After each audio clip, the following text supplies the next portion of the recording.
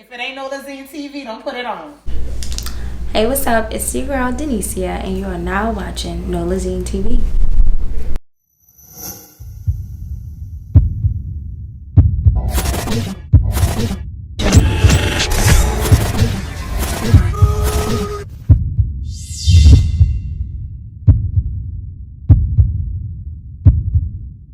So growing up, Yes. who influenced you to actually become one singer? Who influenced me? My dad. All my siblings can sing. One's sitting over there right now. But he started a group because my mom's a minister. And he made us sing at all different types of churches every Sunday, Lord Jesus. And then I started listening to Whitney Houston, Anita Baker, Gladys Knight, Brandy, and Diana Ross. Like, I listened to them all the time, and I started watching Beyonce, and I'm like, I could do that. So I started to study all of them, their sounds, the way that they carry themselves, the poise of Diana Ross, the live performance, and the demanding of the crowd of Beyonce. And, you know, if they all had a baby, it was me. Okay, so how did your family in the church feel when you started to sing? What is called secular music? What is it called? Secular. It was a struggle at first. I ain't gonna lie, but my mom was so overprotective of me, so she became my manager, and till it got hard, too hard. I think until I started getting involved really heavily on the scene, and it was just too much for her to go back and forth. It just didn't work. But it was hard, and my dad, he really wasn't with it at first. He wanted me to sing gospel. But now they're always at the front row of my shows. So actually, a question: do you think that it will be one time in your music career when you actually go back to just do all gospel music? I mean, I'm sure I'm gonna cut a gospel album. I'm a church girl. That's just what I do. But I try to make my music motivational all the time. But then I still be on, the real stuff too, because I go through real stuff all the time. But yeah, I love God. Everybody know that. I love God, but don't try me. So I have this question, because most singers actually started in church. Yes. So it's why do you think most singers start in church and they always end up going away into the R&B and different? I think because R&B is still that. It's just that soul. We all love God, and we all tell these stories. The gospel song tells stories about God and His love. R&B, I feel it's just love and real life mixed together. So that's why I feel everybody take that soul, and just even with bounce music, it's still the beat. It really comes from church. I don't care what nobody says. The beat of bounce comes from church too. But we're still telling the stories, and still trying to save lives the same way that gospel music saves your lives, or calm you down, or make you feel something. So that's why I feel a lot of R&B people start in church, take that same soul and tell their stories. Okay, speaking of bounce music, when you sung "Hello to the Other Side," you took over the song it was yours. How did that even come about? It was a DJ, Papa, and DJ Blazer. They told me to sing the song, and then I was working with a guy named Big Chew. I feel he's the DJ Khaled of bounce music, honestly. And he's told me to sing. I'm gonna quote that one. I'm serious. DJ Chew is the DJ Khaled of bounce music. Yeah, I've been told him that a long time ago. But yeah, they asked me to sing the song. I was kind of nervous to sing the song because it was really sad, and I'm naturally a exciting person, and it was sing the song, girl, like Ike. And I was okay, and I sung it, and I sung it normal, and people don't even remember that. I literally sang it normal. We shot a whole video. It was my first video, and it went viral because I was living in Atlanta at the time. They told me, I don't know, maybe 3 days later, they was you gotta come back to the city, and I'm why? And it was girl, your song is viral. I'm what? How can I hear it? What you talking about? So I came back to the city, and we took a ride, and they played the song. I'm who is that?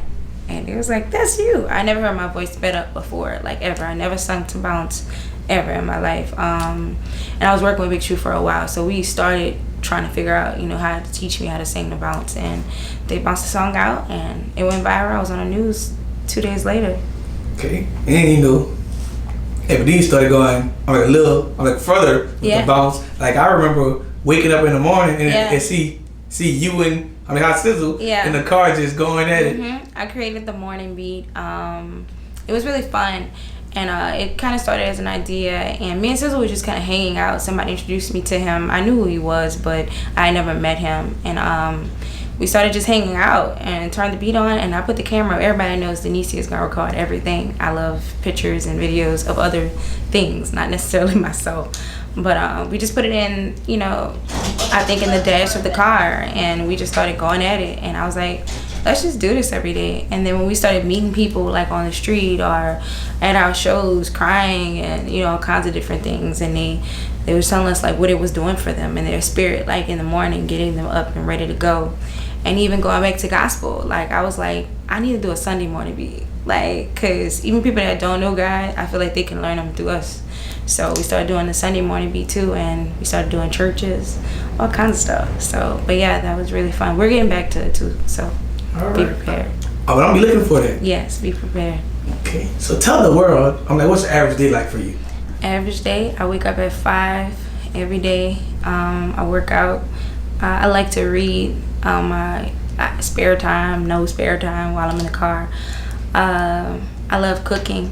I cook all the time now, and studio or business all the time. Conference calls. I have another company too, so conference calls. And I have a new product coming out too, so a lot of that. And majority of the time I'm inside. If I'm not in, you know, New Orleans, I'm traveling to work and write songs for other people and record like my own music too for movies and TV shows and stuff. So you have a brand new product coming out. Yeah. Are you gonna tell us like a little more about that? It's a surprise. No. You guys will know in like June. Okay. So how did you come up with your name? My name? Yes. For the people who don't know, because everybody might not know if it's your real name or not. DENISIA. Yeah. My mama. My dad's name is Dennis, so my mama was just being creative at the time. I didn't understand it at first. I thought it was a very difficult name at first, and I just want everybody to know it's DENISIA. Like we have it in the song as well. If you got on me like 10 different times, spelling your name wrong. Like, you spelled it wrong again, Darren. Like I'm like the nicest, chillest person I think that everybody is gonna meet in life. But when people call me DENISIA, it's like a cringe, and they just be like, oh, okay. But DENISIA, like my mama created that, and I love it now. It's actually a beautiful name. Okay. So, do you have any brand new projects coming up? Yes, we're actually working on my EP, y'all. Like Jesus, we've been working really hard. Right now, I'm just waiting for my features to be cleared. It's my first time actually having like major features. And it's 2 that I'm like in love with, and we have like original records about all the stuff that y'all haven't seen over time. Like I know I've been going like away for a little bit. I try to peek in and peek out, but like I ventured into a whole lot of different other things. But music is my first love, so, and we have a lot of situations on the table. So my EP this summer is coming. Thank you, Lord. Do you have any features? Yeah, I got 2. I can't tell y'all I yet. thought you was gonna do one. I can't tell you yet, but one has been roaming the city of New Orleans. Y'all been seeing him a lot lately. Okay. Support One's been artists. roaming. He's kind of been in and out the city, but he's been supporting like upcoming and right now artists. So I'm really excited about it. Okay. So, tell the world what separates you from other singers and music artists as well. I'm DENISIA. That separates me. Just the name, right? I mean, that's what it do. I mean, I can do so many different things. Like even on my EP, you'll be able to hear it. You'll hear pop, you'll hear jazz, you'll hear bounce, of course, R&B. It's just a soul, especially coming from New Orleans. I think we're just different in general.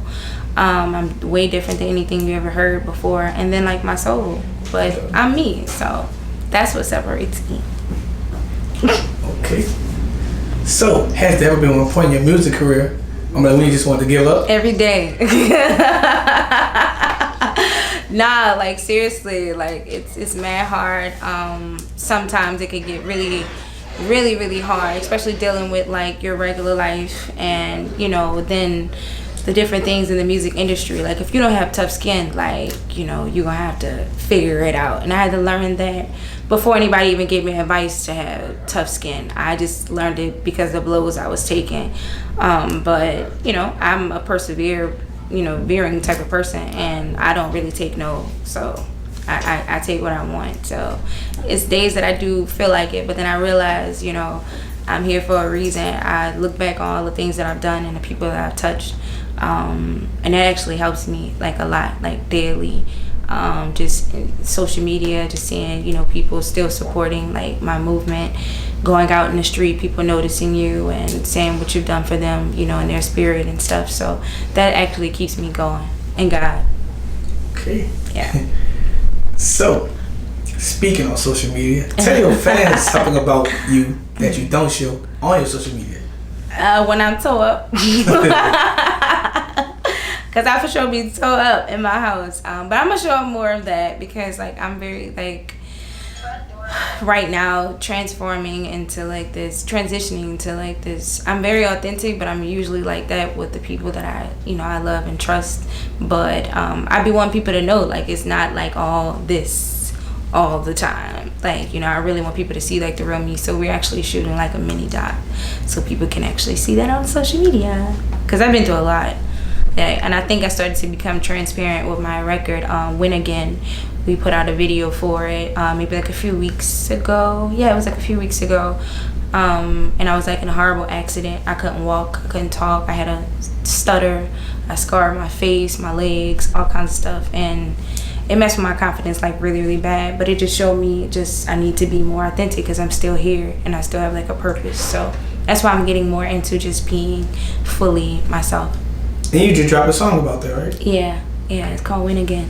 And I went from not walking to walking onto the stadium floor of the Saints game to lead them into their win because they won the day I sung the anthem. Oh, hey, but you might need to go to the Phoenix and then sing for the Pelicans. For sure, Pelicans, please pull through, y'all. I've been watching y'all. Please, jeez. So, how well do you take on like constructive criticism? When I was younger and like I think when I first started, it was rough because I'm like, maybe I know what I'm doing, I know what I sound like, and then I started to learn that if I want to be great, I have to learn like there's tweaks and there's work that you have to actually invest in, and especially people that come before you that are great. I'm a type of person that I take what I need and I keep it pushing.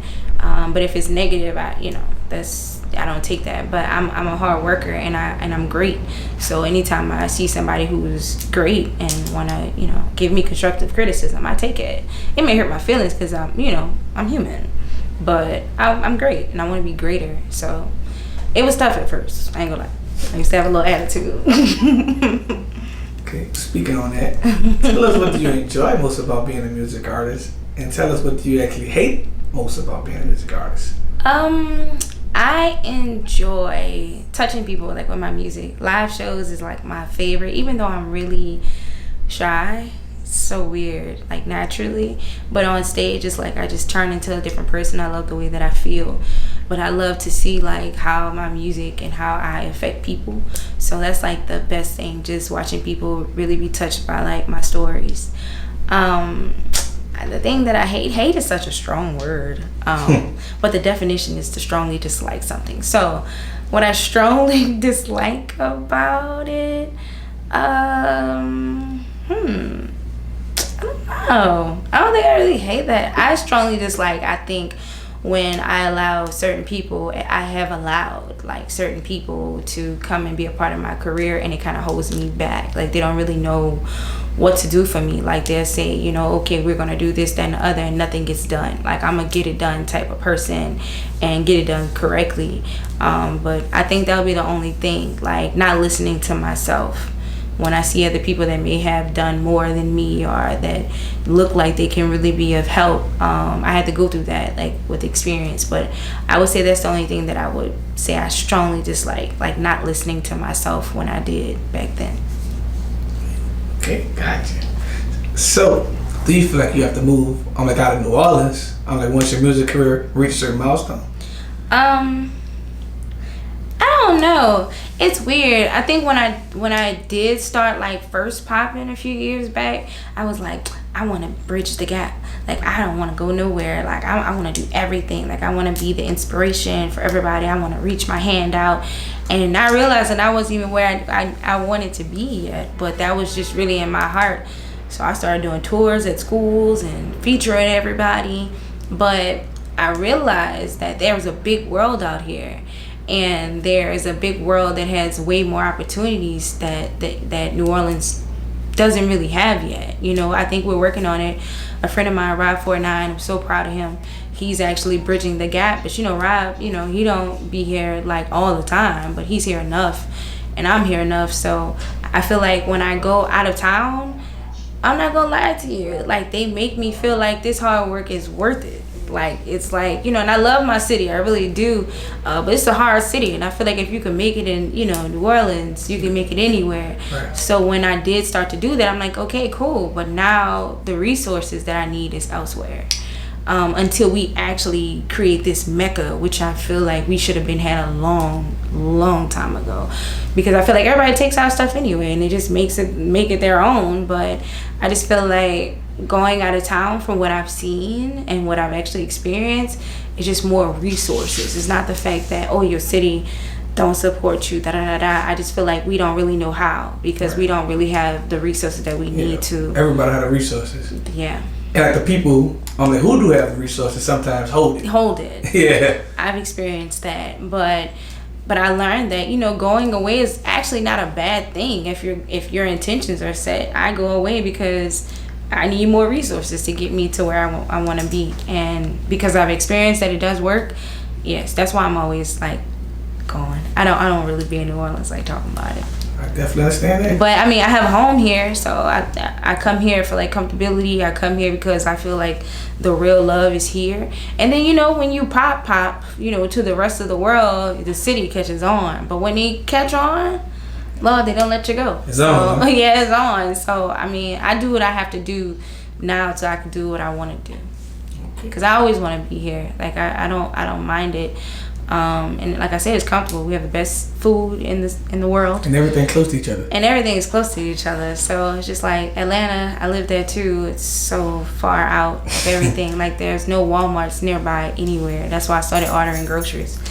New Orleans, I could just take a walk 2 blocks and be at Rouse's or something. But yeah, that's how I feel about that. Okay. So I'm like 3 years from now. I'm like, where do you see your music career going? 3 years from now, I would be #1 recording international artist. I would be a #1. First of all, I'm gonna be a multi-millionaire, not just a millionaire. Did that, multi-millionaire, and I'm gonna have products that people need, and I'm actually gonna create my own label as well for New Orleans artists. Oh, do you already have the name? Huh? Do you already have the name? Do I already have the name? It's of your label. I have a production company now, because I would throw like events, and people would know it's me doing it. But I have Goldie Productions. How you come up with that name? But in reality, it's really Goldie. But if you really look at it, it's like God Productions. So he and me. So I be going. So yeah. But I'm gonna think of a really cool name for my label. But that's really what I want to be doing in the next three years, actually, where I need to be in my career, so I can actually fully reach back and groom New Orleans artists, like legit, like for the world. So that's really my heart's desire. Gotcha. So, I'm like, what's your advice to a younger singer that's trying to follow on like in your footsteps? Be yourself right out the gate. Like, don't be nothing that nobody wants you to be. Be your full self. I think I struggle with that because, I'll be on social media like, oh, I need to look like this, so I need to sound like this, and da-da-da-da. But then when I started realizing that what makes me different is me. I don't have to listen to say, oh, I need to sing like this, because if they're doing it already, why would I want that? So just like, be yourself, tell your stories correctly. Don't try to sugarcoat it. I did that for a long time. I would beat around the bush with the point of like my songs, because I didn't want people to know I was really going through this or that.